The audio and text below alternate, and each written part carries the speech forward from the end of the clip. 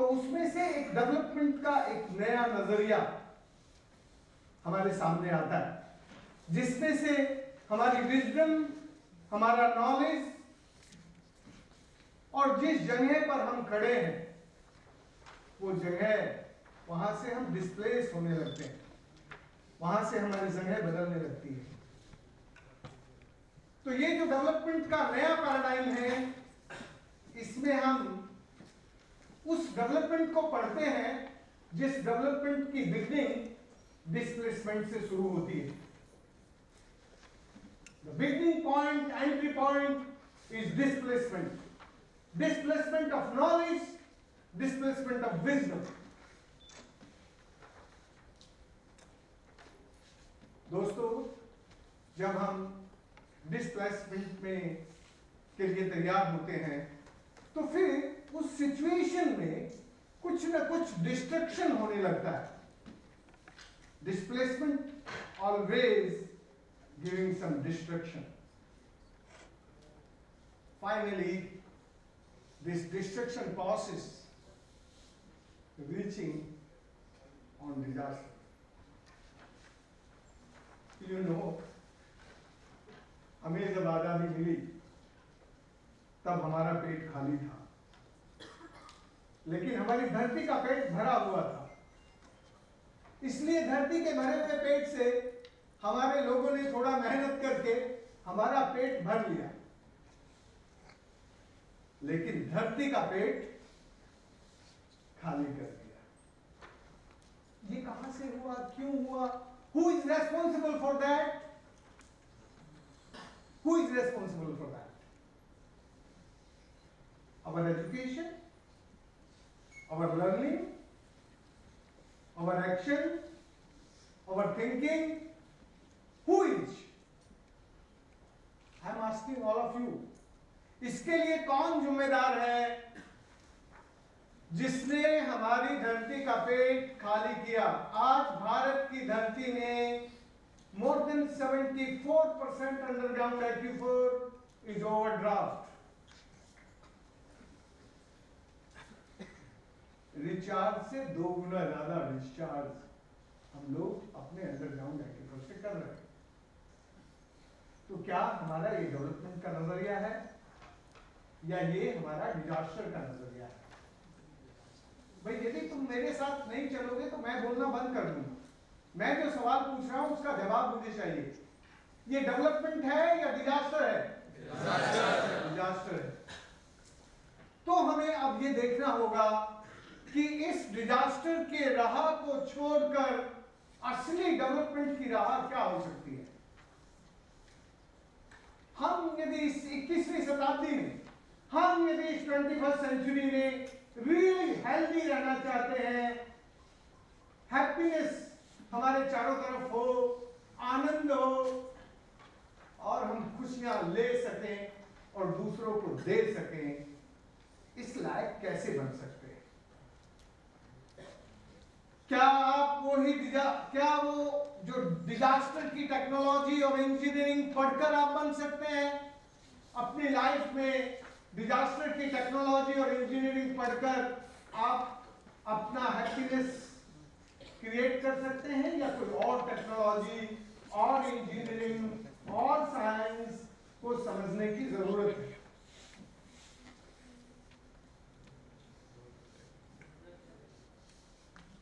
जी, मैंने क्या सवाल पूछा आपसे? इंजीनियरिंग की डायरेक्शन हम सही डायरेक्शन दे सकते हैं? जरा ध्यान से सुनो। इंजीनियरिंग की डायरेक्शन बदलने की जरूरत है। और कोई विद्यार्थी क्या करने की जरूरत है? यस, साइंस ऑफ शेयरिंग को समझने की जरूरत है। Good answer. और कोई? देखो यार, मैं भाषण देने नहीं जाता हूं कहीं भी। मैंने कमल सिंह जी को कहा था कि मैं भाषण देने नहीं आऊंगा। यदि तुम रियली बात करना चाहते हो और कुछ काम करना चाहते हो तो मैं अपना टाइम देने को तैयार हूं। मैं भाषण देने नहीं आया आपकी यूनिवर्सिटी में, तो इसलिए मुझे रेस्पॉन्ड करो। मैं जो पूछ रहा हूं इसके अलावा कुछ और करने की जरूरत है कि नहीं? Very good, very good answer. Sustainable development. Sustainable development, so nice answer. Ethics should be not good. Ethics. So very good, very good. This all is really bright. Yes. Huh? Minimizing discharge. Yes. Anything more? Waste management, proper waste management, that includes water. ठीक है. Yes.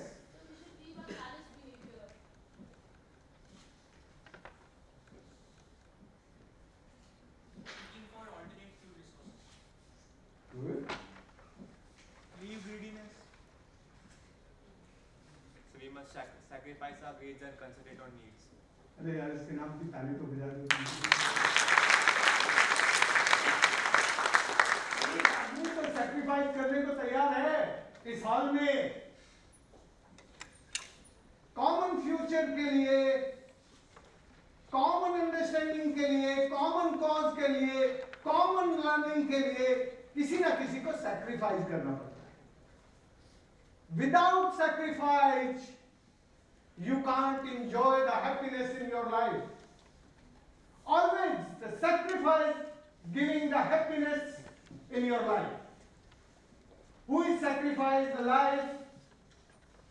Yes, वो आदमी आनंद ले सकता है अपनी जिंदगी का.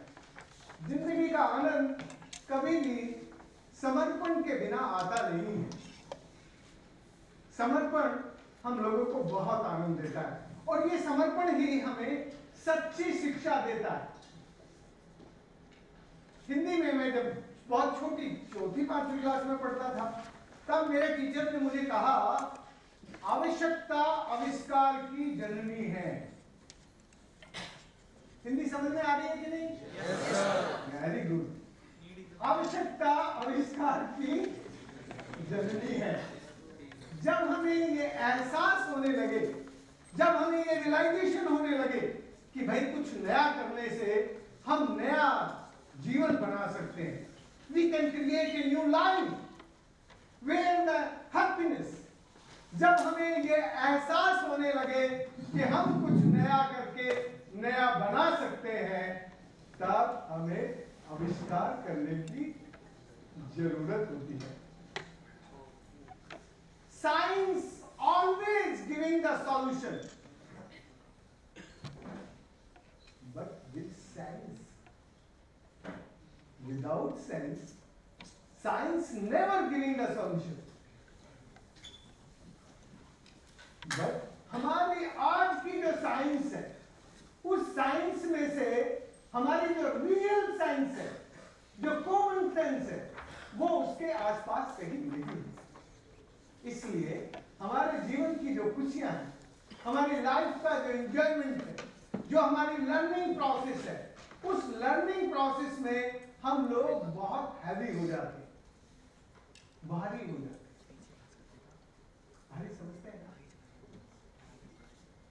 बट लर्निंग हैवीनेस से नहीं आती, तो हैप्पीनेस से आती है. और जब हैप्पीनेस से आती है तब हम सचमुच बड़े काम करने के लिए, सैक्रिफाइस करने के लिए तैयार होते हैं. नहीं तो सैक्रिफाइस करने के लिए कोई तैयार होता नहीं है. सब अपने पर्सनल कैरियर की चिंताओं में इस 21वीं शताब्दी में डूब रहे हैं. और ये 21वीं शताब्दी हमारे कॉमन कॉज की बजाय हमें हमारे पर्सनल कैरियर की सिक्योरिटी की चाह में हमें ज्यादा धकेल रही है. तो जब हम पर्सनल कैरियर की सिक्योरिटी को ज्यादा चाहने लगते हैं, तब हमारी जो हैप्पीनेस और एंजॉयमेंट की लर्निंग है वो हमसे दूर चली जाती है. तो यदि ये हाउस सचमुच इस नेचर से, इस प्रकृति से, जिसको मैं भगवान कहता हूं, भगवान क्या है? भय से भूमि, गय से गगन, भूमि माने आग, गगन माने स्पेस, वय से वायु, आ से अग्नि, अग्नि माने सूरज, और नय से नील. ये जो पंच महाभूत हैं,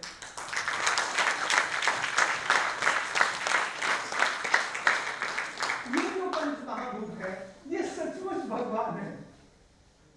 भारतीय दर्शन में भगवान उसको कहते हैं जो बनाता है, भगवान उसको कहते हैं जो चलाता है, भगवान उसको कहते हैं जो सृजन करता है। और सृजन तो इन पंच महाभूत के बिना कुछ होता नहीं है।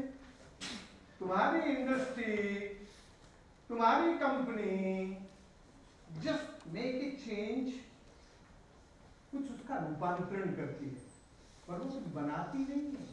इस भूल में मत रहना।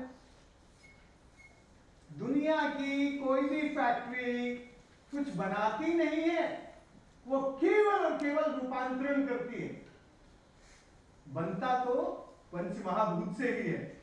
इसलिए पंच महाभूत ही हमारा भगवान है। और हमारा भगवान मंदिर, मस्जिद और गिरजाघर और गुरुद्वारे में नहीं रहता। हमारा भगवान हमारे साथ रहता है, लेकिन हम उसको एंजॉय नहीं करते। भगवान को जो लोग एंजॉय करने लगते हैं, वो फिर किसी से नहीं डरते। जो भगवान को एंजॉय करता है, उसको किसी का डर नहीं होता। उसको किसी जाति का डर नहीं, किसी धर्म का डर नहीं, उसको कोई धर्म नहीं डरा सकता, जाति नहीं डरा सकती, उसको कोई ग्रुप बांट नहीं सकता, वो सबका होता है। इसलिए दोस्तों, आज की जो शिक्षा है, उस शिक्षा में यदि हम इस नेचर को केवल optimum use of natural resource की तरह पढ़ेंगे, तो हम फिर कहता हूं कि केवल extraction of the nature, pollution of the nature और एनक्रोचमेंट ऑफ द नेचर ही करेंगे। Only encroachment of nature, pollution of nature और extraction of nature. These three steps come today in our education system. दोस्तों, यदि हम सच्ची इस NIIT में पढ़ते हैं, तो रियली आप लोग सचमुच बहुत फॉर्चुनेट हैं, क्योंकि ये अरावली की गोद, अरावली की पहाड़ियों के बीच में बनी ये जगह, जहां एक तरफ हवा के साथ उड़ती सुंदर सुनहरी रेत और दूसरी तरफ अरावली के काले पत्थरों का पहाड़, दोनों का एक साथ मिलन, दोनों का एक साथ समायोजन जिस जगह पर होता हो, वो जगह तुम्हें दोनों को आधुनिक और परंपरा, indigenous knowledge system and modern science and technology के जो चैलेंजेस हैं, उनको समझने की शक्ति दे सकती है। ये जगह two agro ecological climatic zone की डाइवर्सिटी में बनी हुई जगह है, जहां आपके पास ग्रेट डेजर्ट का सुनहरा रेत और अरावली पर्वत की काली पहाड़ियों का हार्ड रॉक,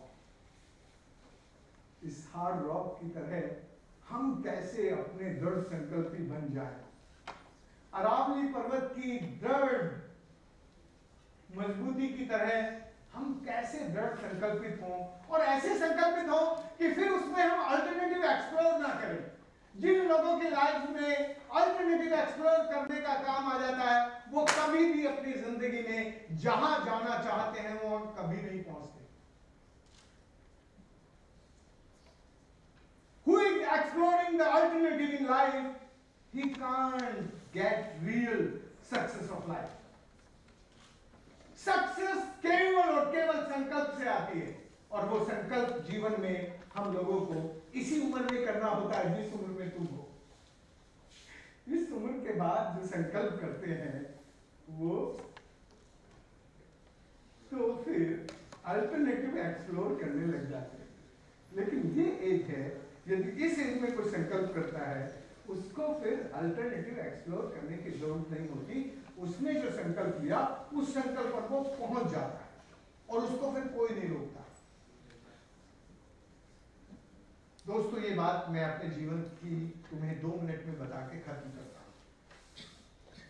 मैंने ट्रेडिशनल मेडिसिन पढ़ी थी,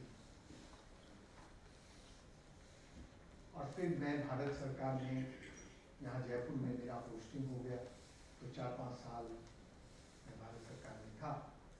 लेकिन जैसे ही मैंने सरकार ज्वाइन की, ऐसे मेरे पिताजी ने मेरी शादी कर दी। ये पिताजी बड़े क्लेवर होते हैं।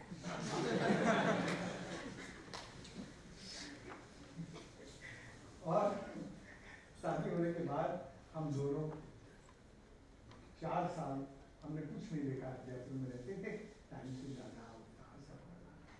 फिर मेरी पत्नी को मेरे बेटे का जन्म देना था, और जब जन्म देना होता है तो उसको अपनी सास के घर जाना होता है, तो उसको मेरी माँ के पास आना था। तो वो जैसे ही मुझे छोड़कर मेरी माँ के पास गई, वैसे ही मैंने 3 दिन के अंदर अंदर सरकारी नौकरी से त्यागपत्र दे दिया। क्योंकि जब तुम अकेले होते हो तब तुम्हारे अंदर के जो क्रोमोसोम्स हैं वो फिर आपको किसी के कंट्रोल में नहीं रहने देते।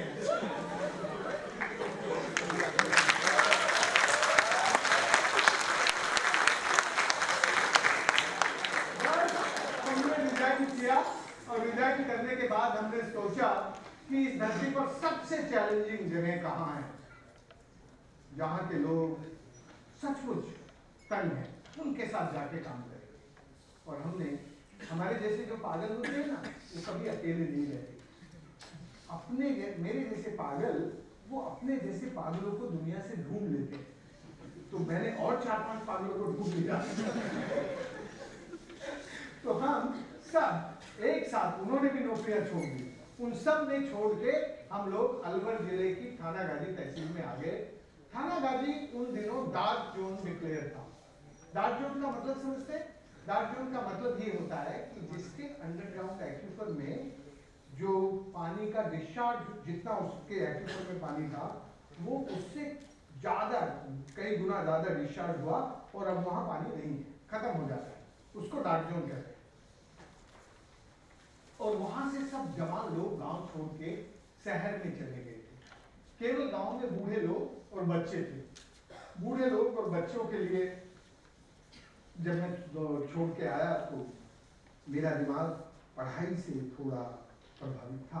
तो मैंने सोचा कि यार, ये जो बच्चे 50 मील तक कोई स्कूल नहीं था, तो मैंने उन बच्चों की पढ़ाई का काम शुरू किया। और जो बूढ़े लोग बीमार थे माल न्यूट्रिशन के कारण और पोल्यूटेड पानी के कारण बीमार थे, उनकी दवाई का काम शुरू किया। तो मैंने आते के साथ अपने दिमाग से मुझे 2 ही काम सूझे, और इन दोनों कामों में लग गया, दवाई और पढ़ाई। एक दिन एक बूढ़ा आदमी आया, उसने बहुत गुस्से में था मेरे ऊपर, कहने लगा, राजेंद्र तू बड़ा खोटा काम करे छे। मैंने कहा काका कहीं बोला, आज तू मने दवाई दी छे ना, ई दवाई सु तो हम घना दिन जिंदा रहेगा, और घने दिन जिंदा रहे और ज्यादा कष्ट भोगेगा। तो जल्दी से जल्दी जाए ना, दवाई ना मिले तो तू मने दवाई क्यों दे छे, क्यों ज्यादा दिन जिंदा रखे छे? तो मैंने कहा काका ऐसी उल्टी बात क्यों करे छे तू, जिंदा तो रहना ही चाहिए, हम सबको जिंदा रहना चाहिए। नहीं, जहां पानी ना हो वहां जिंदा रह काहे करेगा, यहाँ पानी नहीं है तो जिंदा रह के काहे करेगा। तो मैंने बहुत सरलता से कहा कि काका मुझे इंजीनियरिंग नहीं आती, मैंने इंजीनियरिंग नहीं पढ़ी है, तो मैं पानी का काम नहीं कर सकता। मैंने तो डॉक्टरी पढ़ी है, तो मैं तो दवाई दे सकता हूँ। तो बोला, देख आज इंजीनियरिंग पढ़ा हुआ हो ना, वो आ तो सेठ की नौकरी ढूंढे छे या सरकार की नौकरी ढूंढे छे, वो पानी का काम को नहीं करे, वो तो नौकरी ढूंढे छे, वो नौकरी में थोड़ा बहुत पानी का काम मिल जा तो कर दे छे। आ काम तो जो इंजीनियरिंग पढ़ावड़ा कोनी छे ना, वाई कर सके छे। अब कुलगुरु जी ये बात सुन के उनकी, मेरी कुछ समझ में नहीं आ रहा था मैं क्या करूं। फिर उसने कहा कि देख राजेंद्र, अठे सूरज चोरी करे छे, सबसे बड़ा चोर सूरज है। तो मैंने कहा काका तू उल्टा क्यों बोले छे, मैंने तो किताब में पढ़ा था का सूरज दुनिया में सबसे ज्यादा पानी देने वाले का नाम सूरज है। सूरज समुद्र में खारे पानी को डिसैलिनेट करे, उड़ावे, वाष्पीकरण करके, और फिर उसके बादल बने, और फिर वो बादल आके राजस्थान में बरसे। तो सूरज तो पानी लावे छे, तू क्या सूरज चोरी करे? बोला तू पढ़ा लिखा छे ना, पढ़ा लिखा छे ना, तो जितना ने पढ़ लिया वो जान लिया। तो मैंने कहा काका फिर कहीं होगा। बोला देख, बात करनी बंद कर दे, तू पक्का संकल्प कर ले, और फिर संकल्प करके तू दूसरी बात मत कर दे, और जिंदगी में फिर दूसरा काम मत कर दे। पहले तो तू दवाई और पढ़ाई का काम बंद कर। माने ज्यादा दिन जिंदा नहीं रहना, तू ज्यादा दिन जिंदा रखना चाहे या गलत बात है, तो पहले तो तू दवाई का काम बंद कर और फिर पढ़ाई का काम बंद कर। माने जिसको पढ़ाना होगा ना, तो हम कहीं दिल्ली मुंबई भेज देंगे, पढ़ आएगा। तेरे जैसे अच्छे आदमी को ये दवाई और पढ़ाई का काम नहीं करना चाहिए, पानी का काम करना चाहिए। अच्छा, ये बात मुझे राजेश जी बिल्कुल समझ में नहीं आ रही थी जब वो बोल रहा था। मुझे लग रहा था कि इसको कुछ पागल हो गया है, ये उल्टा बोल रहा है। तो मैंने कहा काका अहिया क्यों बोल रहे थे तू? बोला मैं ठीक बोल रहा छे, तू पक्का संकल्प कर ले, तुझे मारा भला करना है ना, तो बस सूरज की चोरी रोक दे। तो मैंने कहा काका मुझे सूरज की चोरी रोकना नहीं आता। बोला 3 दिन में सिखा दूंगा, 3 दिन में सिखा दूंगा। तो मैंने सोचा कि यार अब जिंदगी में सब तो छोड़ दिया, तो काका की बात मान लो ना। तो चलो देखेंगे क्या होगा। तो दोस्तों मैंने काका की बात मान ली, और काका की बात मान के मैंने कहा ठीक है पानी का काम करेंगे। उस आदमी ने मुझे उस इलाके के जो सूखे हुए कुएं थे जिनमें पानी नहीं था बिल्कुल भी, उसमें चमड़े का एक चरस होता है, उस चमड़े के चरस में बैठा के नीचे कुएं में उतारा, और कुएं में उतार के मुझे कहा देख धरती में सड़ कहीं है, सड़ माने फ्रैक्चर, द कैरेक्टर ऑफ एक्यूबर। जो जियो हाइड्रोमॉर्फोलॉजी के विद्यार्थी हैं उनको समझ में आना चाहिए। हमारे गांव के अनपढ़ लोग उसको सड़ कहते हैं, और हिंदी में उसको झिरी कहते हैं। तो देख अहिया इनमें झिरी कहीं है, तो कहीं हॉरिजॉन्टल फ्रैक्चर थे, कहीं वर्टिकल फ्रैक्चर थे, कहीं टेढ़े थे, कहीं तिरछे थे। तो मैं जब कुएं से बाहर आता था तो मैं उसको बताता था काका ई में जो सड़क है ना अहिया है, किसी कुएं में ऐसे होती थी, तो उसको बताता था। फिर मुझे वो ऊपर बैठा के बताता, देख यहाँ की मिट्टी कैसी है, यहाँ वनस्पति कैसी है, इसमें ढाल किस तरफ है, तो इसका जो नीचे का फ्रैक्चर है, इस नीचे के फ्रैक्चर के ऊपर के ढाल का रिश्ता क्या है। जस्ट उसने मुझे 3 दिन में मेरी पीएचडी 3 दिन में कंप्लीट कर दी। मेरी उस पीएचडी का थीसिस आज तक नहीं लिखा मैंने, लेकिन उस आदमी ने मुझे 3 दिन में मेरी पीएचडी पूरी करके कहा कि अब तू सीख गया है, अब तुझे किसी से पूछने की जरूरत नहीं, जो तूने सीखा इस काम को कर। दोस्तों मैं उस काम में लग गया। सबसे पहले गोपालपुरा गांव में काम शुरू किया। जो भी बादल का पानी आता था, उस पानी को ये जो अंडरग्राउंड एक्यूफर के फ्रैक्चर होते हैं, इस फ्रैक्चर के अपोजिट रोक देते थे। जहां जेंटल स्लोप होता था वहां ऐसी सीधी स्ट्रक्चर बनाते थे, जहां नेचुरल डिप्रेशन मिलता था वहां ऐसी कॉन्केव स्ट्रक्चर बनाते थे, और जहां पहाड़ी का हाई स्टीप स्लोप था वहां कॉन्वेक्स डिजाइन बना दिया, जिससे पानी का वाटर का जो स्लो वो फोर्स है वो डिवाइड हो जाएगा। तो सिंपल इंजीनियरिंग और सिंपल टेक्नोलॉजी उन्होंने उन अनपढ़ किसान ने मुझे 3 दिन में सिखा दी, और 3 दिन में सीखने के बाद हमने गोपालपुरा में काम शुरू किया। दोस्तों मैंने अपना जो भी जयपुर का घर वर सब बेच के जो मैं अपनी पत्नी को बिना बताए आया, तब मेरे पास कुल 56,000 रुपये, कुल 56,000 रुपये, और बस उसमें से काम शुरू कर दिया। इन 56,000 रुपये में मैंने बस अपनी रोटी खाई, और जो मेरे जैसे पागल लोग थे उनको रोटी खिलाता था, और कहीं खर्च नहीं किया है पैसा, केवल खाने और खिलाने पे खर्च किया। बाकी जो लोग थे किसी को ऑनरेरियम नहीं दिया, किसी को सैलरी नहीं दी, किसी को वेजेस नहीं दिए, सब वॉलंटरी काम करते थे। और गोपालपुरा का काम पूरा होने के बाद फिर एक मीटिंग, जब ये काम पूरा हो गया तो आप रिकॉर्ड देखेंगे, रेनफॉल डेटा जरा देखिए। 88 में बहुत अच्छी बारिश हुई अलवर में, और जैसे 88 में बारिश हुई तो ये जो हमारी स्ट्रक्चर बनी थी वो पानी से भर गई, और भरने के बाद उसकी जो डाउन स्ट्रीम में जितने बैग थे उनके अंदर 1.5 महीने के अंदर वाटर लेवल ऊपर आ गया। जैसे ही विजुअल इंपैक्ट दिखा पानी का कुएं में, ऐसे ही जो हमारे गांव के जितने लड़के थे वो सब शहर से वापस आ गए और उन्होंने फसल बोनी शुरू की। सितंबर के महीने में हमारा बाजरा की बाली आ जाती है, अच्छी फसल थी, बहुत अच्छी फसल थी।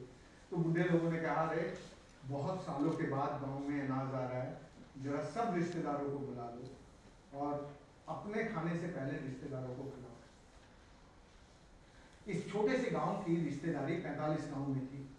45 गांव के रिश्तेदार बुलाए गए। जब कोई गरीब बुलाता है ना तो कोई नहीं आता, कोई राजा जी जैसा बड़ा आदमी है बुलाता है तो हम भी आ जाते हैं, समझ में आएगा, सब आ जाते हैं।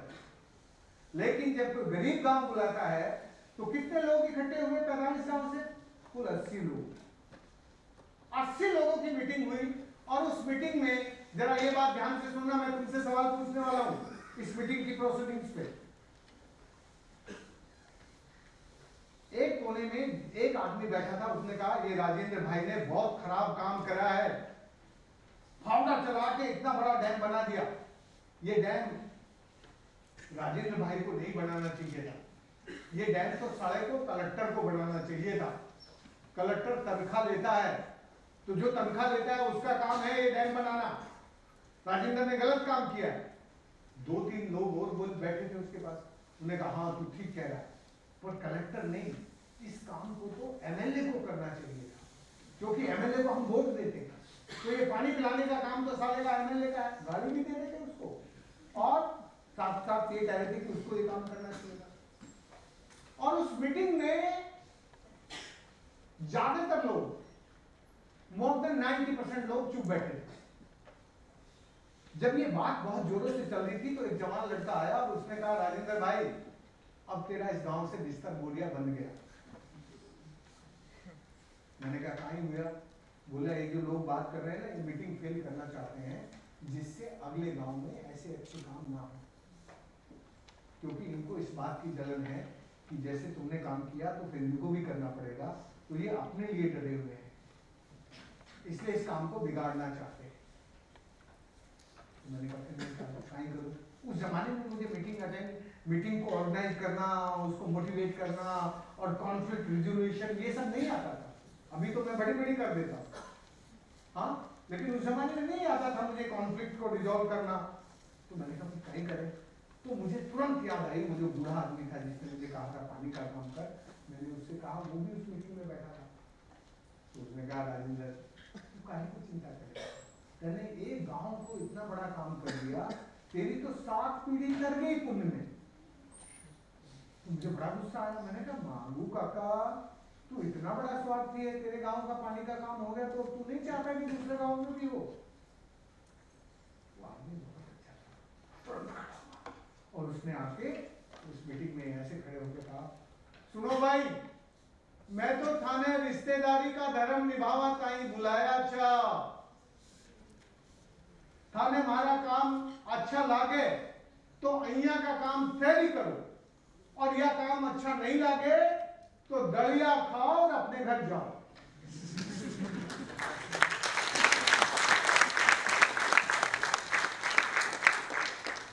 बेकार की बातें मत करो। बस इतना सा भाषण दिया। इतने से भाषण के बाद उस मीटिंग में लड़ाई शुरू होगी। क्या लगा यार ये कब से पटेल बन गया, इसे आदमी ने एक गांव गए तो पानी का काम करा है, यू छोटा गरीब गांव था वो, यू हमारा भी पटेल हो गया। पटेल माने मुखिया। तो भाई लोगों में बड़ी गहमा गहमी। लेकिन दोस्तों रात के 2 बजे जाके फैसला हुआ कि जिस तरह गोपालपुरा में पानी का काम हुआ है उसी तरह हम सब इस गांव से अच्छा करेंगे। बस ये फैसला मेरी जिंदगी का खुशियां देने वाला फैसला था। और इस फैसले के बाद जिस तरह से ये काम रिएप्लिकेट हुआ और स्केलिंग अप हुआ, मेरे पास दोस्तों एक भी पैसा इस काम में लगाने के लिए नहीं था।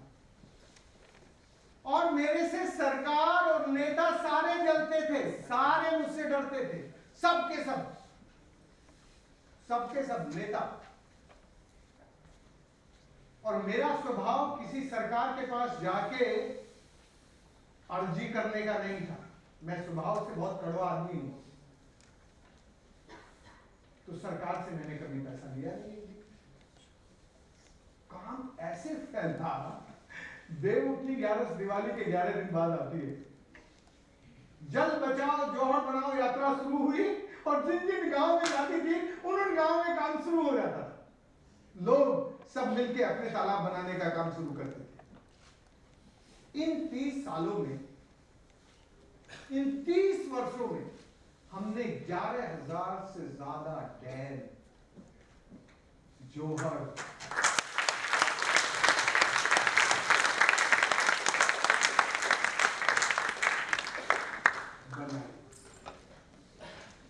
परिणाम ये है 7 नदियां जो मरी हुई थी, सूखी थी, उनमें अब सरफेस पर, सब सरफेस पर और अंडरग्राउंड तीनों लेवल पर पानी है।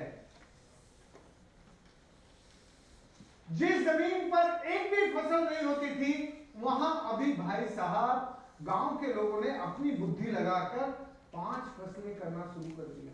5, यू कैन इमेजिन कैसे 5 फसलें कर सकते हैं?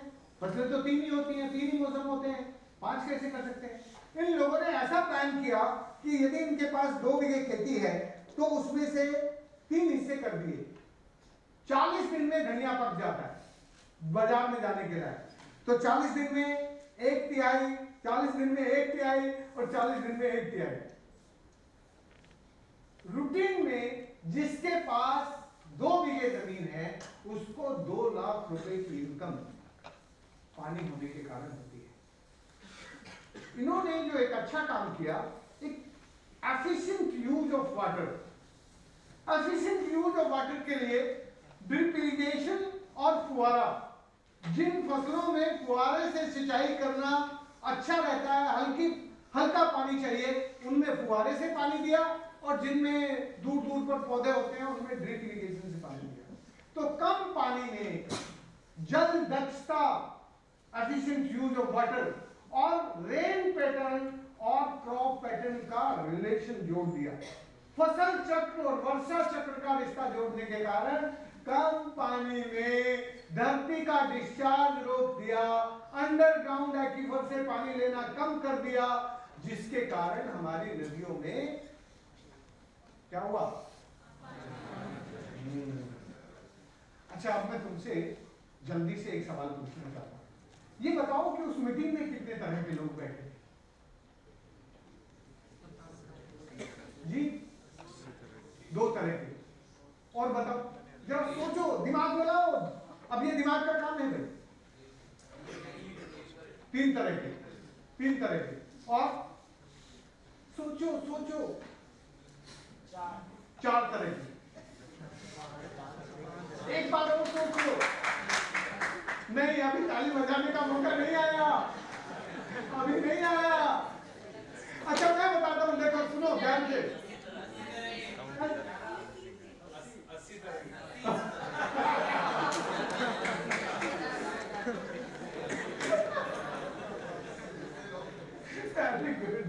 देखो, अच्छा, मैं अभी राजा जी ने ठीक कहा, लेकिन मैं उसको क्लासिफाइड करता हूं। देखो, एक तो हमारा जो समाज है वो बिल्कुल ऐसा है, देख लो। 1% लोग ऐसे होते हैं जो really professionally leg pulling expert होते हैं।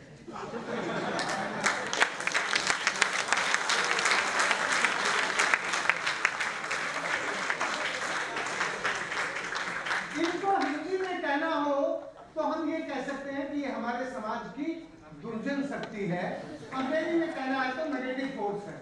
और ये एवरीवेयर, ये सब समय में रहा, सतयुग में भी था भाई, केवल आज ही नहीं, सतयुग में भी था। ये 1% थे, ये 1% वो थे जिन्होंने ये कहा कि राजेंद्र भाई ने बहुत गलत काम किया है। एक ही था।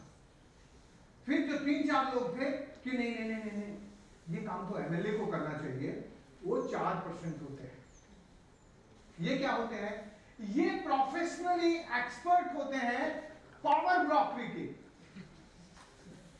इनको हिंदी में कहते हैं जहां देखी तया परात, वहां गमाई सारी रात।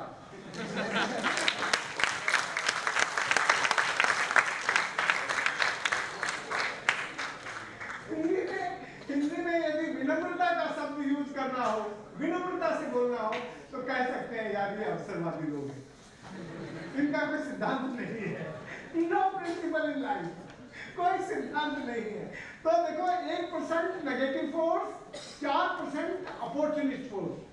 हमारे समाज में 94% लोग ऐसे होते हैं जो कभी किसी का बुरा नहीं चाहते, लेकिन कभी किसी का अच्छा भी नहीं करते।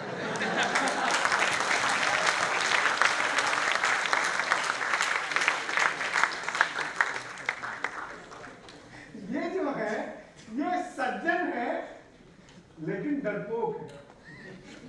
सज्जन, और हिंदी में इसको कहेंगे सज्जन और सुसुप्त शक्ति है। ये समाज की सबसे बड़ी शक्ति है, लेकिन हिंदी में सज्जन और सुसुप्त, हिंदी का शब्द तो मुझे मालूम है, अंग्रेजी का शब्द आप बता दीजिए अच्छा क्या होगा, क्या कहेंगे इनको? सज्जन और सुसुप्त मतलब डरपोक हैं, कुछ अच्छा नहीं कर सकते, लेकिन सज्जन तो हैं। इनके मन में कभी किसी का बुरा करने का विचार ही नहीं आता, नेवर किसी का बुरा करने का विचार नहीं आता, और अच्छी करने की का इनिशिएटिव और क्रिएटिविटी नहीं होती। Ineffective ladies and gentleman. तो कुछ कीवर्ड्स में बताइए, कीवर्ड्स की है?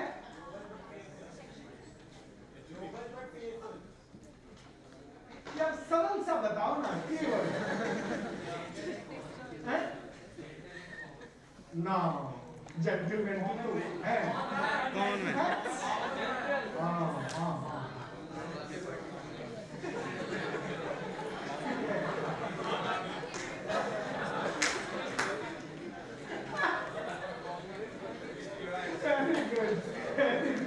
वंडरफुल। तो देखो ये हो गया आपका, कितना परसेंट हो गया? 1, 4 और 94। अब बचा आपके पास 1%। 1% में से 0.7% लोग अभी भी इस देश में इतने अच्छे हैं कि यदि सचमुच उनको लग जाए कि ये अच्छा काम मुझे अपनी जिंदगी में करना है, तो दुनिया की कोई ताकत उनको अच्छा काम करने से रोक नहीं सकती। रियल रियल प्रेरक शक्ति है। भारत के अंदर अभी भी 0.7% प्रेरक शक्ति जिंदा है, मौजूद है, बची हुई है। ठीक है ना? अब कितने बचे? 0.3 में ये आता है। देखो बहुत सीरियसली समझो, ये सच्ची साइंस है। इस साइंस को समझ लिया ना तो तुम्हें जिंदगी में कोई नहीं हरा सकता। तुम जो करना चाहोगे उसको कर सकोगे, लेकिन इस साइंस को और साइंस को समझने की जरूरत है। देखो ये चारों एक जगह रहते हैं, और ये जो 0.3% है ये थोड़ा दूर रहता है और नीचे रहता है। ये किसी को ज्यादा दिखाता नहीं है, इसकी जिंदगी में दिखावा नहीं होता है। कौन है? इसको पुराने जमाने में एक शब्द था गुरु। ये गुरु है। हिंदी में इसको बेस ऑफ फोर्स कह सकते हैं, समाज का आधार। जब भी इसको कुछ अच्छा, ये जो है ये इन चारों का चरित्र जानता है, इन चारों का कैरेक्टर जानता है, लेकिन चारों का कैरेक्टर जान के भी चुप रहता है नीचे। जब इसको कुछ अच्छा उपयोग करना हो, कुछ भी उपयोग करना हो, तो इन चारों को यूज करने का इसके अंदर मादा है। तो ये अच्छा काम करने के लिए कैसे डायनेमिक्स बनती थी वो देखो। ये सबसे पहले इसको बुलाता था, ध्यान से देखो, और इसको बुलाने के बाद ये दोनों जैसे मिलते थे, ये जो डरपोक लोग हैं इनका डर कम हो जाता था कि ये दोनों अच्छे हैं, ये किसी को धोखा नहीं देंगे, तो ये अपना घर छोड़ के इनके पास जाके बैठने लगते थे। तुम देखो हिंदुस्तान के किसी गांव में देखो, किसी शहर में देखो, जहां हिंदुस्तान के लोगों को विश्वास आता है, जहां हिंदुस्तान के लोगों में एहसास होने लगता है कि हमारे साथ कोई अब यहां धोखा नहीं होगा, वो वहां चाहे आम पार्टी हो, चाहे समाज पार्टी हो, चाहे जहां हो, वहां अंधा होके चला जाता है कि नहीं? देखो तुम हिंदुस्तान का नजरिया देखो, लेकिन वो जाता है जब तक उसको विश्वास होने लगता है। तो जैसे ही इन दोनों पर विश्वास होता है तो ये आंख मीच के 94% फोर्स यहां आके चिपकने लगता है। तो आपकी सिविल सोसाइटी का फोर्स कहां आ गया? आया कि नहीं? आ गया ना? तो जब ये यहां आ जाएगा तो ये क्या करेगा? सीधा आएगा ना, बिल्कुल बिना बुलाए आएगा ये, और बिना बुलाए आके यहां चिपकेगा। अवसरवादी है एग्जैक्टली। लेकिन यदि ये तीनों समझदार हैं तो इसको गेट आउट भी नहीं करेंगे, उसको कहेंगे यहां बैठ जाओ और अपना काम जारी रखेंगे, लेकिन इसको डिसीजन मेकिंग प्रोसेस में शामिल नहीं करेंगे। यदि इस आदमी को डिसीजन मेकिंग प्रोसेस में इन्होंने शामिल कर लिया तो ये बहुत ही कमजोर होने के बावजूद भी बिगाड़ देगा काम। इसकी ये कौशल है, इसका ये कौशल है काम बिगाड़ना। तो इसको ये कैसे बैठाते हैं जरा ध्यान से देखो, ये यहां बैठाते हैं, यहां ध्यान से देखो कहां बैठाते हैं, और जैसे यहां बैठाते हैं फिर ये अकेला पड़ जाता है। नेगेटिव फोर्स जो होता है वो सचमुच बहुत कमजोर होता है, बहुत वीक होता है, उसके अपने पैर नहीं होते। फिर जैसे इसके जाता है तो ये तो बिल्कुल पूंछ दबा के यहां आके बैठ जाता है, और फिर ये जो गुरु है ये इन सबको जोड़कर, सबको एक साथ बांध के कुछ अच्छा काम धरती पे परिवर्तन का, द प्रोसेस ऑफ चेंज, जिसको क्रांति कहते हैं, रिवोल्यूशन कहते हैं। रिवोल्यूशन एक तरह से विचार से शुरू होता है और फिर एक्शन पे आके शुरू हो जाता है। तो फिर ये जो गुरु है ये इनको जोड़ के अच्छा काम करता है। अभी क्या हो गया? अभी क्या हो गया? अभी थोड़ा उल्टा हो गया। अब ये ऐसे नहीं रहा, अब ये ऐसे आ गया है। तो जब ये ऐसे आ जाता है तब इसको क्या कहोगे? बोलो, थोड़ा दिमाग लगाओ, क्या कहोगे? और सोचो, नेता। अरे ताली बजाओ ना यार।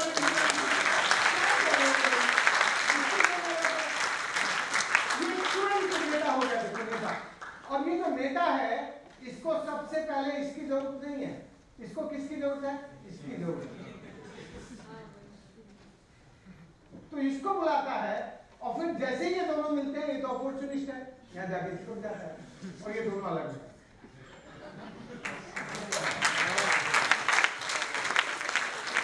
समझ में आया? ये दोनों जगह अलग अलग हो जाते हैं, आपका पॉजिटिव फोर्स भी, और जो थोड़ा सज्जन है, जो बुरा नहीं चाहता, वो दोनों अलग अलग हो जाते हैं, और ये डायनेमिक्स बनती है आपकी सिविल सोसाइटी की। भाई वो प्रेजेंटेशन आया कि नहीं? अरे तो फोन करके पूछो ना भाई, ईमेल से। ये बच्चे इतने मुश्किल से तो साथ हुए, इनको दिखाना पड़ेगा। हाँ, तो देखो ये जो है ना, ये दोनों अलग हो जाते हैं। जब अलग हो जाती हैं तो चीजें बिगड़ जाती हैं। दोस्तों, यदि दुनिया को बदलना है तो आप ही बदल सकते हो, लेकिन दुनिया को बदलने के लिए अपने समाज को समझना, विज्ञान को समझना, तकनीक और इंजीनियरिंग को समझना, इसको और एक साथ लेके आना। जब हम अपने समाज को अपने विज्ञान, अध्यात्म, संस्कार और संस्कृति और अपना मूल ज्ञान के साथ जोड़ते हैं, जब हम अपने इंडिजिनस नॉलेज सिस्टम को और इंडियन विजडम को रिवाइव करने का विचार करते हैं अपनी साइंस में, तब हम सचमुच दुनिया को बेहतर बनाने का, केवल अपनी जगह को नहीं, पूरी दुनिया को बेहतर बनाने का सपना देख सकते हैं। और केवल सपना देखते नहीं, सपने को साकार कर लेते हैं। यदि हम सचमुच अपने सपने साकार करना चाहते हैं और दुनिया को बेहतर बनाने के सपने देखना चाहते हैं तो हमारे अंदर 3 बातों का आना बहुत जरूरी है। एक तो हमें डरना नहीं चाहिए। जो लोग डरपोक होते हैं वो लाइफ में डिसिप्लिन नहीं हो सकते। डिसिप्लिन वही इंसान होता है जो कभी डरता नहीं है। तो एक तो जो हम करना चाहते हैं उसमें डरने की जरूरत नहीं है। हम निडर होने चाहिए, निर्भय होने चाहिए। अच्छा स्टूडेंट वो होता है जो डिसिप्लिन होता है और डिसिप्लिन समाज का सवाल भी उन दोनों को जोड़ते। जब हम इन सवालों को जोड़ने लगते हैं तब हम कम्युनिटी, इंजीनियरिंग, टेक्नोलॉजी, साइंस उसको एक लाइन में खड़ा करते हैं। और वो जब एक लाइन में खड़ा होता है तब वो सॉल्यूशन ढूंढ लेता है। तो सॉल्यूशन एक्सप्लोर करने के लिए हमें अपनी कम्युनिटी को, अपने समाज को और हमें खुद को और हमें अपने विज्ञान को एक लाइन में लाने की जरूरत है। यदि हम उसको अलग अलग करके डिसइंटीग्रेट करके देखेंगे तो ये जो डिसइंटीग्रेशन है वो डिसइंटीग्रेशन हमें क्या करता है?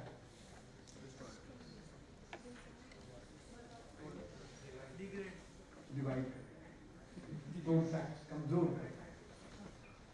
तो मैं एक बार फिर आपको दोबारा से बधाई देना चाहता हूं कि तुम लोग अच्छे हाथों में हो।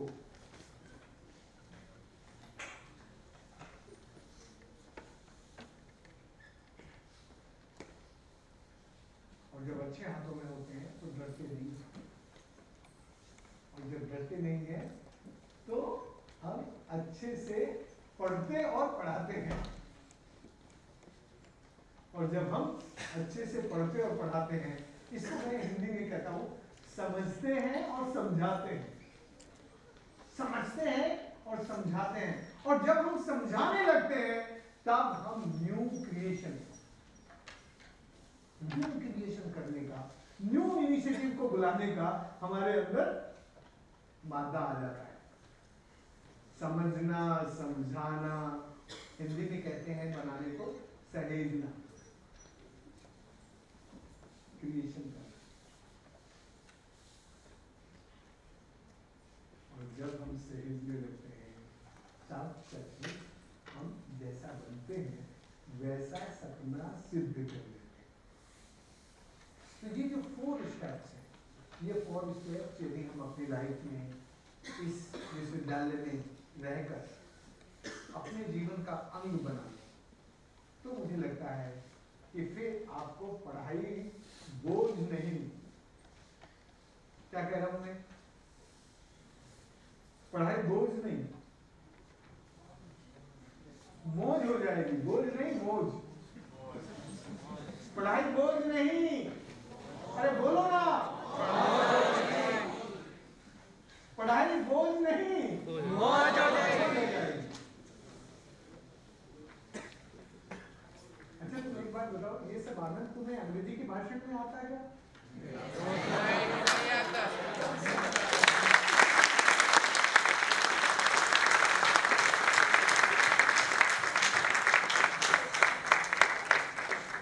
दोस्तों मैं आपको बस इतना कहना चाहता हूं कि तुम सबके अंदर जो शक्ति है उस शक्ति को सहजता से हम लोग एहसास करें, उसको रियलाइज करें।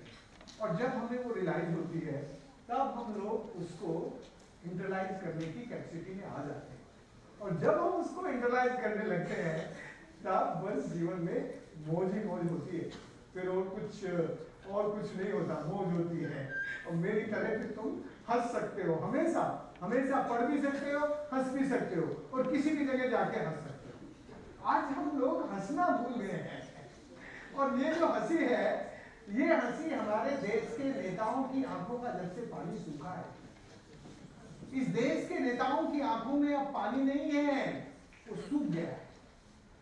और उनकी आंखों का पानी सूखने के कारण हमारी जो नई जनरेशन है उनके दिल का पानी सूख गया है। समझ रहे हैं आपने क्या कहा? ये जो हमारे रिश्ते हैं कॉमन कॉज के लिए काम करने के, ये रिश्ते मर रहे हैं। इन रिश्तों को हम इतनी अच्छी जगह जो शहर के पॉल्यूशन से दूर है, तुम जानते हो यहाँ तुम्हारे पास किसी तरह का पॉल्यूशन नहीं। This is really safe and secure place, जहाँ ना पॉल्यूशन है और ना जो ये 21वीं शताब्दी की मारामारी है, इसकी ना कोई टेंशन। इन टेंशनों से बचने के लिए क्या हम यहाँ कुछ अपने आज नए सपने संजो सकते हैं क्या? और नए सपने संजोने के लिए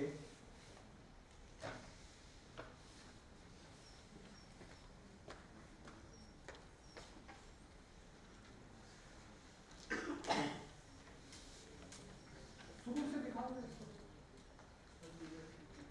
हाँ, तो इसको खोल दो ना शुरू से। ये स्टार्टिंग है। चलो ऐसे दिखाते हैं। देखो देखो देखो देखो, ये देख रहे हैं, ये सन, ये कुएं के अंदर वेल है। ये जो इंजीनियरिंग है, ये तुम्हें आजकल नहीं पढ़ाई जाती होगी। ये सिविल इंजीनियरिंग में सैंड की जो सेफ्टी है, कैसे हम नीचे जाके सैंड के अंदर नीचे जाके पानी तक पहुंच सकते हैं। ये विदाउट वुड और विदाउट आयरन हम सैंड में नीचे जाते हैं। वो ओक होता है, ओक की रस्सी इतनी मोटी बनाते हैं, उसको ऐसे जाते रहते हैं, ऐसे जाते रहते हैं और बीच में से मिट्टी निकाल के हम पानी तक पहुंच जाते हैं। इसको कहते हैं रेगिस्तान का कुआं। और ये इस पे ताला लगा देते हैं ऊपर। जिन गांव में केवल 5 परिवार रहते हैं, उन गांवों के लिए इस तरह की पानी का टेक्नोलॉजी हम लोग डेजर्ट में यूज करते हैं। नेक्स्ट, कहां से होगा? अब आप बोलिए नेक्स्ट मुझे करें। क्या होगा? आप कर दो। आप करो। ये जो है, ये आपके इस इलाके में, जिस इलाके में आप हैं, इस इलाके में इनको बाउंड्री कहते हैं। पुराने जमाने में ये बाउंड्रियां जहां सैंडी सॉइल होती थी, सैंडी सॉइल में पानी तक जाने के लिए, लेकिन ये 5000 की आबादी के आसपास जो बड़े गांव होते थे, उनमें इस तरह की स्ट्रक्चर बनाते थे। जो छोटी 5 घरों की आबादी थी, उसमें वो स्ट्रक्चर बनती थी, और जहां बड़ी आबादी रहती है वहां इस तरह की स्ट्रक्चर बनती थी। नेक्स्ट, जरा जल्दी जल्दी करेंगे। ये जो टाका है, ये पहाड़ के ऊपर पानी बारिश में चारों तरफ से आता है, तो ये गांव पूरा खाली हो जाता था। तो बारिश का पानी टाके के ऊपर, पहाड़ी के ऊपर इकट्ठा करना है, तो ये पीने के काम में 70 फैमिली को पूरे साल पानी पिलाता है। जरा जल्दी से गणित करके बताओ कि 70 फैमिली को उसमें से कितना पानी रोज मिलता होगा। इसकी लंबाई है 100 फीट, गहराई है 60 फीट, चौड़ाई है 40 फीट। कैलकुलेशन करो जल्दी से। नेक्स्ट, ये जो जोहड़ी है, इस जोहड़ी में 60% एवोपरेशन कंट्रोल करने के लिए साउथ दिशा में बड़े पेड़ लगाते हैं। साउथ दिशा में, क्योंकि सबसे ज्यादा सनरेज पानी के ऊपर साउथ दिशा से आगे पड़ती है, तो हम 60% एवोपरेशन लॉस नहीं रोक सकते, इसलिए 60% एवोपरेशन लॉस रोकने के लिए, पानी पर छाया रखने के लिए शैडो में ये बनाते हैं। नेक्स्ट, ये सब क्यों खत्म हो गया? ये सब इसलिए खत्म हो गया क्योंकि हमारी जो ह्यूमन पॉपुलेशन है वो ज्यादा बढ़ गई, और फिर हम एक्सट्रैक्शन की टेक्नोलॉजी, हमारी सारी हिंदुस्तान की नहीं, पूरी दुनिया की जितनी यूनिवर्सिटी हैं, उन सब ने नेचर को पुष्ट करने वाली टेक्नोलॉजी पढ़ाना बंद कर दिया। केवल और केवल एक्सट्रैक्शन की टेक्नोलॉजी पढ़ाने लगे, और इस एक्सट्रैक्शन की टेक्नोलॉजी ने जो भी कुछ हमारे पास डिपॉजिट था उसको निकालना सिखा दिया, और इसको निकालने से ये जो डेवलपमेंट का पैराडाइम है ये चेंज हो गया। और फिर सरकार ने सारे कम्युनिटी के फंक्शंस, पहले हिंदुस्तान में और खासकर राजस्थान में राजा पानी के काम के लिए जमीन देता था, महाजन पानी के काम के लिए पैसा देता था। महाजन के बिजनेस में 10% जो धर्मादा होता था उस धर्मादे में केवल और केवल पानी का काम करता था। पानी का काम सबसे बड़े पुण्य का काम था। इंडियन बिजनेस में दो शब्द होते हैं, एक लाभ और दूसरा शुभ। हिंदुस्तान के बिजनेस में लाभ से ज्यादा शुभ को प्राथमिकता थी और शुभ कर्म में सबसे बड़ा काम पानी का काम था। इसलिए हिंदुस्तान का सारा पानी का इंतजाम community driven decentralised water management का पूरे ग्लोब में आइडियल मॉडल था। आइडियल मॉडल, वो आइडियल मॉडल अभी खत्म हो गया, पूरा चेंज हो गया। अभी तो बोतल वाटर आ गई ना, ये बोतल आपको 10 रुपए में मिल जाती है। अब तुम्हें पानी का काम करने की जरूरत नहीं है, 10 रुपए में खरीद लो। तो ये पैराडाइम बिल्कुल चेंज हो गया था। अब ये जो कम्युनिटी के सारे फंक्शंस हैं वो स्टेट ने टेक ओवर कर लिए और उसके होने के कारण ये जो डिपेंडेंसी सिंड्रोम है वो हमारे समाज में आ गया। अब हमारा समाज, अभी जाओ ना तुम इस गांव में और उनको कहो कि जरा पानी का इंतजाम करना है, चलो उस पर काम करेंगे, आएंगे क्या लोग? आते हैं फाउंडर चलाने के लिए? नहीं आते। लेकिन दोस्तों, मैंने जो 11,000 तालाब बनाए वो बिना सरकारी मदद के, बिना अडानी और अंबानी को पूछे, बिना टाटा और बिरला को के घर जाए, सारे के सारे किसी कॉर्पोरेट से एक पैसा नहीं लिया हमने 11,000 बांध तालाब बनाने में। हमें इस देश का कोई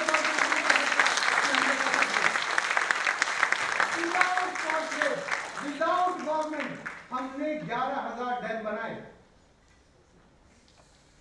नेक्स्ट, मुझे लगता है कि अभी भी हमें डरने की जरूरत नहीं है। अभी भी हम यदि अपने समाज के साथ इंटरेक्शन करें, उनके साथ बातचीत करें, तो हम लोग इंटरेक्शन से जो अंडरस्टैंडिंग है ट्रेडिशनल सिस्टम की और हमारे नॉलेज सिस्टम की, उसको यदि लोगों में विश्वास पैदा करें तो शायद वो तालाब बनाने का काम, जोहड़ बनाने का काम, इन पहाड़ियों को हरी भरी करने के काम में हमारे साथ आ जाएंगे। ये जो पहाड़ियां नंगी हो रही हैं अरावली की, उन सब काम में आ जाएंगे। और ये काम तभी होगा जब हम मोबिलाइजेशन करेंगे कम्युनिटी का पानी, धरती और जंगल को लेकर। जब हम धरती और जंगल को लेकर मोबिलाइजेशन करेंगे तो लोग हमारे साथ आ जाएंगे। और फिर ये जो नदियां हैं जो सूख गई हैं, मर गई हैं, उन सबको रिजुनेट करने के लिए एक तरह से एक पार्टिसिपेटरी, इक्वल पार्टिसिपेटरी, अभी जिसको पार्टिसिपेटरी कहते हैं उसमें क्या होता है? उसमें होता है ईटिंग, मीटिंग और चीटिंग। आजकल की पार्टिसिपेटरी का की जो डेफिनेशन है ना, वो ईटिंग, मीटिंग और चीटिंग है। हम ऐसी पार्टिसिपेशन नहीं चाहते, हम ऐसा पार्टिसिपेशन चाहते हैं जिसमें हम इक्वली बैठकर, धरती पर बैठकर, जाजम पर बैठकर सब इक्वल डिसीजन मेकिंग प्रोसेस को शुरू करके इक्वली काम करने के लिए तैयार हो। नेक्स्ट, जल्दी चलो। यदि तुम पानी का काम करोगे तो उसमें से सस्टेनेबिलिटी है वो सारी एड्रेस हो जाएगी और हमारी एग्रीकल्चर और दूध सब बढ़ जाएगा और ये जो इकोलॉजिकल रेस्टोरेशन है वो अपने आप ऑटोमेटिकली आगे आ जाएगी। नेक्स्ट, ये पानी का काम सबसे ज्यादा प्रॉफिट वाला काम है। नेक्स्ट, यदि आप 100 रुपए खर्च करेंगे तो 400 रुपए का फायदा एक साल में हो जाता है। प्रोफेसर जीडी अग्रवाल और अनिल अग्रवाल तब जिंदा थे, तब हमारी 3,500 स्ट्रक्चर्स को एक स्ट्रक्चर का कॉस्ट बेनिफिट विश्लेषण करके इसमें इकोलॉजिकल बेनिफिट नहीं जुड़े हैं, इसमें केवल और केवल फॉर्डर, ड्रेसरी ऑफ द वुमेन, क्योंकि पहले पानी बहुत दूर से लाना पड़ता था तो उसकी मजदूरी जो कम हुई वो, और इसमें दूध और पानी, केवल वो फायदे जुड़े हैं, इकोलॉजिकल फायदा नहीं है। फिर भी 100 रुपए के काम में 400 रुपए का फायदा एक साल में हो जाता है। नेक्स्ट, ये इसका इम्पैक्ट है। यदि आप सचमुच, मैं कमल सिंह जी से आज शाम को कहने वाला हूं कि ये जो आपने इस धरती को हरी भरी की है, इस धरती का विजुअल इम्पैक्ट अपने बिना बताए, बिना शब्दों में कैसे समाज को पता रहे कि जब ये धरती नंगी थी तब कैसी थी, अभी हरी भरी हो गई है, तो ये अपने आप यहाँ की कहानी आ जाए। और वो आती है, एक डेट तय कर लेते हैं, उस डेट को जाके उसी जगह से, उसी एंगल से उसी कैमरे से 8-10 साल तक कंटिन्यू फोटोग्राफी करें। 2-3 जगह तय कर लें, काफी होगा। सारे की मॉनिटरिंग ना भी करें, कोई दिक्कत नहीं, बस 2-3 खास जगह चुन लें और उसको फिर इस यूनिवर्सिटी की हिस्ट्री में कोई चैलेंज नहीं कर सकेगा कि इस यूनिवर्सिटी ने इस धरती को कितना बड़ा काम दिया, कितना बड़ा फायदा किया, कितनी बड़ी हरियाली की। ये जो चीजें हैं ये फिर बाद में लोग याद करते हैं, नहीं तो फिर कहेंगे अरे यार ये तो सब ऐसे ही दिखा रहे हैं। आपको एक फोटो पॉइंट मॉनिटरिंग का एक 2-3 जगह का कर लेना चाहिए, जिससे आप उसका विजुअल इम्पैक्ट बिना बताए, अब इस फोटोग्राफी को तो कोई फर्क नहीं करेगा, बता देगा कि भाई हाँ उसी जगह के हैं, उन्हीं पेड़ों के हैं, अपने आप हुआ है, तो वैसा कुछ कर लेना चाहिए। Next next next. जब ये हमारी अरवरी नदी बहने लगी, नेक्स्ट, तब हमारी सरकार वहां सबसे पहले पहुंची। जब नदी सूखी थी तब कभी नहीं आई, जब नदी बहने लगी तब उसने वहां आकर नदी में मछलियों के ठेके दे दिए। गांव के लोगों ने कहा अरे ये नदी तो हमने जिंदा की है, ये सरकार कैसे इसमें मछली के ठेके दे सकती है। तो गांव के लोगों ने आंदोलन किया और सरकार से कहा ये नदी भी हमारी, ये मछली भी हमारी, और ये पानी भी हमारा, ये पेड़ भी हमारे, और भैया तू कहां से आई हमने जाना। जब हमारे पास पानी नहीं था तब तू नहीं आई थी, अब पानी आ गया तो तू भी आ गया। तो सरकार मेरे खिलाफ गई, लोगों के खिलाफ नहीं गई सुप्रीम कोर्ट। सरकार ने कहा कि ये राजेंद्र सिंह जो है ये हमारे लिए लॉ एंड ऑर्डर की प्रॉब्लम क्रिएट कर रहा है। इसलिए उस जमाने में चीफ जस्टिस थे वेंकट सरवैया जी, बड़े ऑनेस्ट जज थे। उन्होंने मुझे बुला के अपने चैम्बर में कहा राजेंद्र सरकार तुम्हारे बहुत खिलाफ है और तुम्हें बिना मतलब प्रॉब्लम खड़ी कर रही है, तुम इसको फैसला कर लो। और इसमें क्योंकि अभी तक इंडियन पार्लियामेंट ने ये डिसाइड नहीं किया है who is this water, who is water of surface, who is water of underground aquifer, ये धरती के नीचे का पानी किसका है, धरती के ऊपर का पानी किसका है। इसलिए सुप्रीम कोर्ट को बहुत प्रॉब्लम होगी और इस मुकदमे को डिसाइड करने में 20 साल लग जाएंगे। तो तुम्हें यदि 20 साल सुप्रीम कोर्ट में आना है तो वो देख लो, और नहीं तो इसको जल्दी से निपटाओ। मैंने कहा मैं तो जानता नहीं कैसे निपटेगा, मैंने मुकदमा भी नहीं किया, सरकार ने मेरे खिलाफ मुकदमा किया है। तो उसने कहा इसका समाधान मैं जानता हूँ। उन्होंने एक बहुत बढ़िया चीफ जस्टिस थे मध्य प्रदेश के, उनकी अध्यक्षता में एक जूरी बना दी और उस जूरी ने जो निर्णय दिए वो तुम्हारे काम के हैं सुनने के। उन्होंने कहा कि as per the Indian constitution ये जो नदी है ये तो स्टेट की है, पहली लाइन। फिर उन्होंने कहा कि as per the law of nature जो बनाता है उसको उसका उपयोग करने का हक नेचर देती है। इसलिए ये मरी हुई सूखी नदी थी, इस नदी को जिंदा करने का काम 72 विलेजेस ने मिलकर किया है पिछले 15 सालों में। इसलिए इस नदी के सारे पानी का और सारी चीजों का उपयोग करने का हक 72 विलेजेस को है।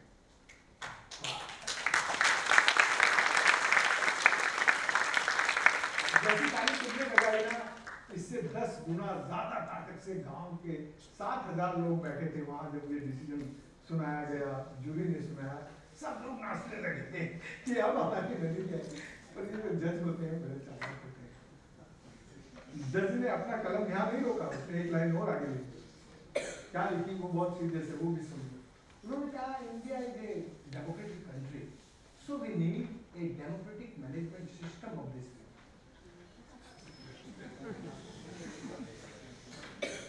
अब कैसे करें, लेकिन हम वहां बैठे थे, मैंने जल्दी से 5-6 लोगों के कान में जाके कहा कि भाई डेमोक्रेसी तो हम ही हैं, सारी नदी के 72 गांव के लोग हम यहाँ बैठे हैं, तो डेमोक्रेटिक मैनेजमेंट सिस्टम हम आज ही बना लेते हैं, आज ही हम अरवरी की पूरी नदी की पार्लियामेंट बना देते हैं जज साहब को। तो बच्चा सब लोग खड़े हो गए। उन्होंने कहा सर हमें राजस्थान सरकार पे भरोसा नहीं है, राजस्थान सरकार कब बनाएगी डेमोक्रेटिक मैनेजमेंट सिस्टम हमें कुछ पता नहीं, हम तो जज साहब आज आपकी उपस्थिति में डेमोक्रेटिक मैनेजमेंट सिस्टम बना देते हैं। सब 72 गांव के लोग बैठे हैं, आप हमारी हाजिरी ले लीजिए, किस किस गांव से कितने लोग आए हैं और उनको स्वीकृति दीजिए, हम आपके सामने ही आज डेमोक्रेटिक मैनेजमेंट सिस्टम इस नदी का बना देते हैं।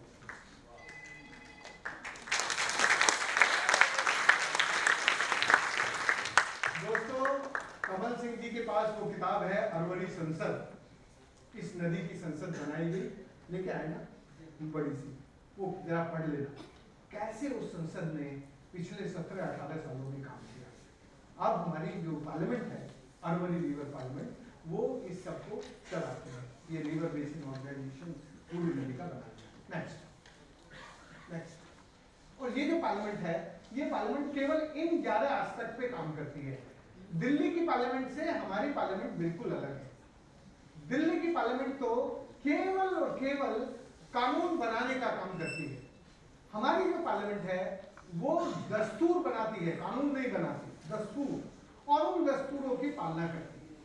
इसलिए ये जो 11 एस्पेक्ट हैं, जिन 11 एस्पेक्ट पे हमारी पार्लियामेंट काम करती है, उनके बारे में जो भी गांव में ग्राम सभा डिसीजन लेती है, उनको एग्जीक्यूट करवाने का काम ये पार्लियामेंट करती है। नेक्स्ट, जरा जल्दी से खत्म करो क्योंकि टाइम जा रहा है।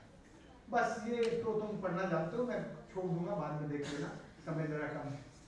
इस तरीके से तुम्हें मिलाना चाहता हूं। जब पानी नहीं था तो होली और दिवाली के दिन ये नहाता था। साल में केवल 2 दिन नहाता था। अभी ये दिन में 2 बार नहाता है।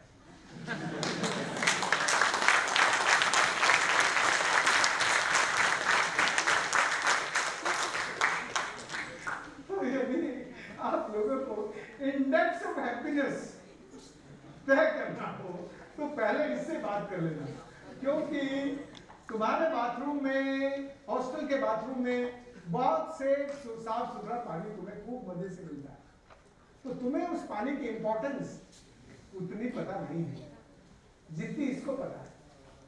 इसको ये पानी 9 किलोमीटर दूर से लाना पड़ता था, और तब होली और दिवाली के दिन नहा के फिर उसी पानी में कपड़े धोता था, और कपड़े धोने के बाद जब पानी बचा होता था तो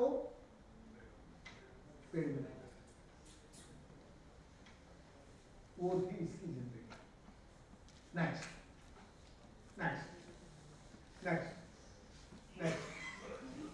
ये जरा पढ़ लो तुम जल्दी से।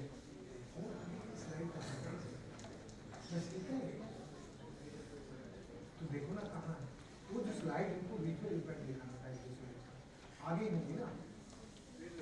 असल में ये प्रेजेंटेशन ठीक से नहीं है यार। मैं जिस पेन ड्राइव में जिसमें लेके आया था वो इनके कंप्यूटर पे खुला नहीं, इसलिए अब वो ईमेल से भेज रहे हैं, वो आगे आता है। ये पीछे वाला पोर्शन पहले दिखा दिया, आगे वाला पोर्शन अभी तक आया नहीं है।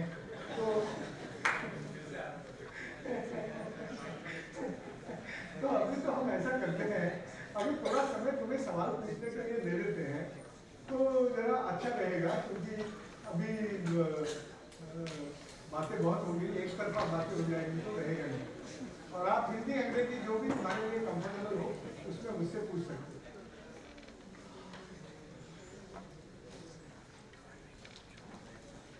अच्छा, तुम मुझसे